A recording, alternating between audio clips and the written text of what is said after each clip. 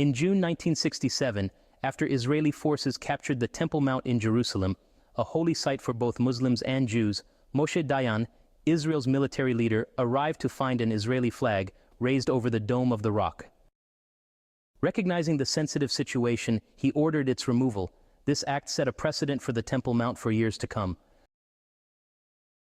Israel maintains security control of the Temple Mount, often citing security reasons to restrict Palestinian access. Currently, only men over the age of 55 or women over the age of 50 are permitted to enter the mosque, and all must have a valid permit, making the site inaccessible for the vast majority of Palestinians. They nonetheless acknowledge a Jordanian-supervised religious body as the administrator. While visits are allowed for Jews and others, only followers of Islam can officially pray there. Every Friday, many still aim to exercise this right. Religious restrictions limit Jewish rituals at the Temple Mount. Some Ashkenazi and Sephardi chief rabbis, representing the two main branches of Judaism, have spoken out against Jewish visits. Decades of conflict between Israelis and Palestinians have often erupted dramatically around the Dome of the Rock, the iconic golden-top structure dating back to the 7th century. This site serves as a focal point for the Palestinian struggle. Beneath it lies the foundation stone. At the southern end of the complex stands Al-Masjid al-Aqsa, the third holiest site in Islam. Below it, to the west, lies the Western Wall, where Jews traditionally pray facing the center of the Temple Mount. Initial concerns regarding conflict were well-founded. In 1990, approximately 20 Palestinians were killed in clashes following an attempt to lay a cornerstone by the Temple Mount faithful, a group aiming to build the Third Temple and reinstitute animal sacrifice. Rebuilding the Jewish temple would necessitate the destruction of the Dome of the Rock. The trigger for the protests that marked the beginning of the Second Intifada in September 2000 was a controversial visit by then opposition leader Ariel Sharon to the Temple Mount, accompanied by 1,000 riot police. Sharon's visit was a deliberate affirmation of Israel's claim to the disputed area, occurring during U.S.-brokered peace negotiations between Prime Minister Ehud Barak and PLO leader Yasser Arafat, which included discussions on potentially sharing Jerusalem.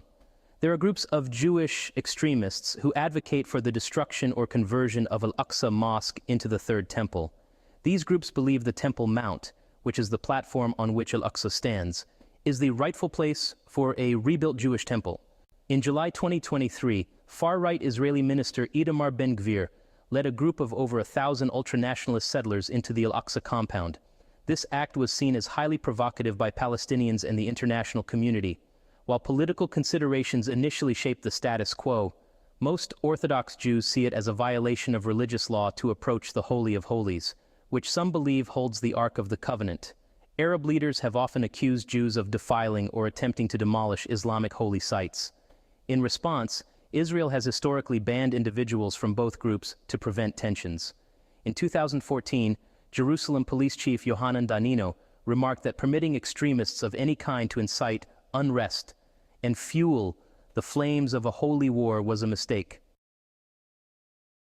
In 1976, Chief Justice Aharon Barak of the Israeli High Court stated, "The basic principle is that every Jew has the right to enter the Temple Mount, to pray there, and to have communion with his Maker." He added, "However, like all human rights, this right is not absolute, but relative.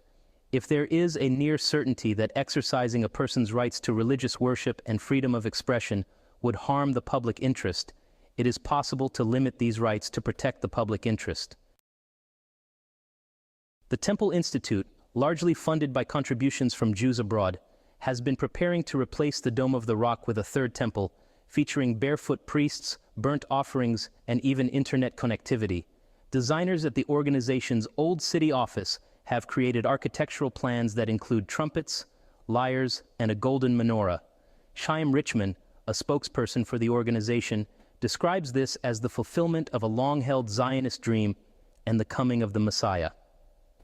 To bypass religious rules against being near the Holy of Holies, the group plans to use an arcane purification ritual.